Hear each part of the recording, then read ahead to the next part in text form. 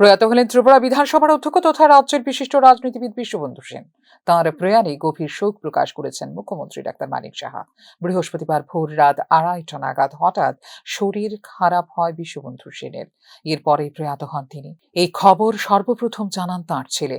তাঁর চিকিৎসার জন্য সব ধরনের চেষ্টা করে রাজ্য সরকার বহিরাজ্যে উন্নত চিকিৎসার জন্য নিয়ে যাবার ক্ষেত্রে তৈরি করা হয় গ্রিন জোনও। তাঁর এই মৃত্যু অত্যন্ত দুঃখের। একজন ব্যাচমেট, একজন প্রিয়জনকে হারালাম, প্রতিক্রিয়া জানিয়েছেন মুখ্যমন্ত্রী ডাক্তার মানিক সাহা।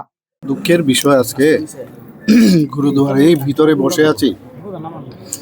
তবুও যেহেতু আপনারা প্রশ্ন করেছেন, তো কালকে প্রায় 2-2:30টার সময় আমার হঠাৎ করে শরীর খারাপ হলো এবং শেষ পর্যন্ত উনি দেহত্যাগ করেছেন এবং প্রয়াত হয়েছেন। তো আজকে সকালে আমি খবরটা পাই, ওনার ছেলে মাধ্যমে আমি খবরটা পেয়েছি।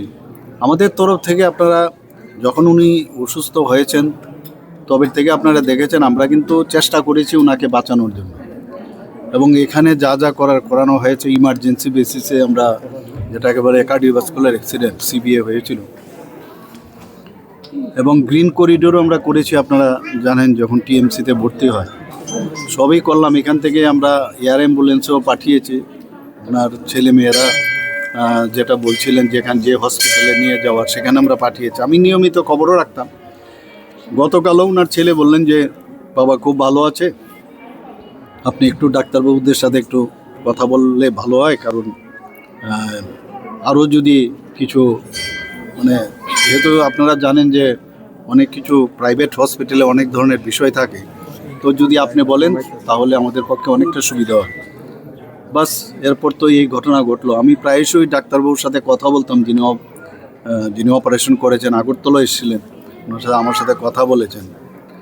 অত্যন্ত দুঃখের এবং পরিতাপের বিষয় সত্যি যে আমার 1971-এ আমি যখন এমবিবি কলেজে পড়াশোনা করি, ও খুব সম্ভব আর্টস গ্রুপে সে পড়াশোনা করত এবং হোস্টেল নাম্বার 1 সেখানে সে থাকতো। আমরা বলতে গেলে ব্যাচমেটে, আমার থেকে 1 বছরের ছোট হবে, কিন্তু সত্যি একজন প্রিয়জনকে হারালাম, বন্ধুকে হারালাম। বিশ্ববন্ধু সেনের প্রয়াণ ত্রিপুরা বিধানসভার জন্য ক্ষতি। ইতিহাস হয়ে থাকবে বিশ্ববন্ধু সেনের অবদান। তাঁর প্রয়াণে 1 দিনের ছুটি এবং 3 দিনের রাষ্ট্রীয় শোক ঘোষণা করা হয়েছে। শনিবার সকাল নাগাদ তাঁর মৃতদেহ এসে পৌঁছবে রাজ্যে, জানিয়েছেন মুখ্যমন্ত্রী। বিশেষ করে আমাদের অ্যাসেম্বলির জন্য একটা বড় ক্ষতি হয়ে গেল। যেভাবে উনি অ্যাসেম্বলিকে পরিচালনা করতেন, সেটা কিন্তু ইতিহাস হয়ে থাকবে আগামী দিন। আমার একটা বিরাট লস হয়ে গেল। ওনার পরিবারের প্রতি আমার সহমর্মিতা রইল এবং ওনাদেরকে যেন শক্তি দেয়। এই যে লস হলো, সেটা ওনারা যেন সহ্য করে আগামী দিন চলার পথে যেন কোনো সমস্যা হয়, ভগবানের কাছে সেটাই প্রার্থনা করব এবং ওনার আত্মার সদ্গতি কামনা করি।